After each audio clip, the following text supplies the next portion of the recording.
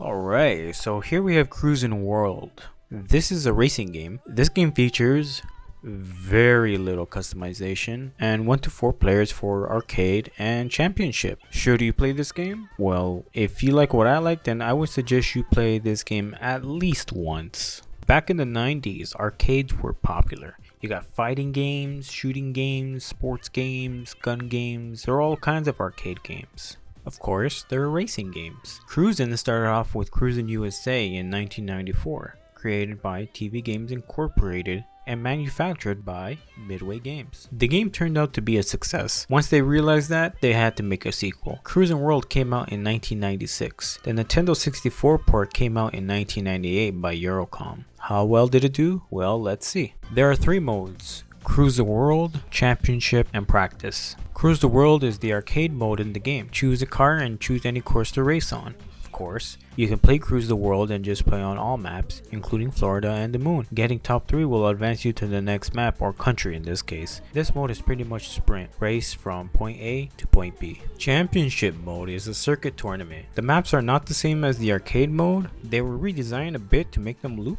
They keep the same aesthetic of the maps in the arcade version though. Just like any tournament, race to get points. First place gets the most points. Although, with these points, you can unlock some features. Reach a certain amount of points to unlock the paint job or a higher power level. Power level means more speed. And at last, we have practice. Just practice on any map you wish to get better on. If you manage to beat certain record times on each map, you can unlock new vehicles. All these modes allow up to 4 players, so if you do couch co-op, this could be a party game. This is an arcade racer, so you would want the controls to be simple. I can honestly say the controls feels good here. You can drift by tapping B. Drifting will maintain your speed while turning. Tap gas to stop drifting. You can double tap the gas to do a wheelie. If you press a direction and tap the gas once, you can lift your car up into wheels. If you go onto a ramp, you can do tricks with these techniques. Doing a wheelie makes you do a flip. Driving on 2 wheels does a barrel roll. And if you time it correctly, you can do a spin by pressing a direction as soon as you get to the ramp. Doing tricks can help you gain more points in championship mode. As for the music, this game has great music. You can change music at any time. Unfortunately though, music is disabled when you have 3 or 4 players playing. In conclusion, this is a good port of the game. This is a great game just to turn on and race. There isn't any skill building here because the main purpose of the game is fun. It doesn't matter if you win or lose as long as you're having a good time. There are actually a few things I dislike about the game. First things first.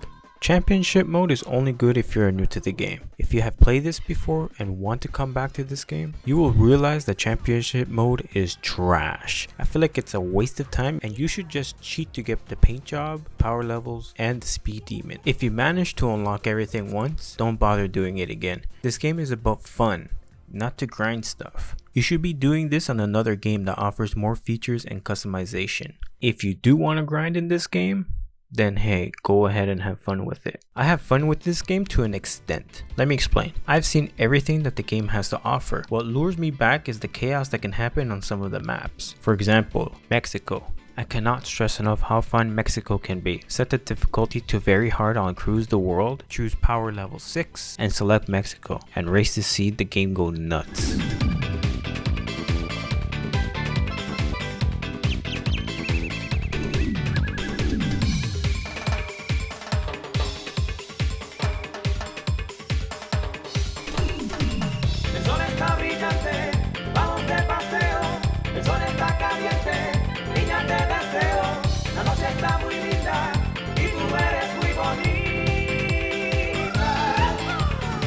After a few races, I turn it off. This is an arcade racer. Arcade games are you playing a few times and going on to the next one. That's unless you want a high score, best time, or actually beat the game.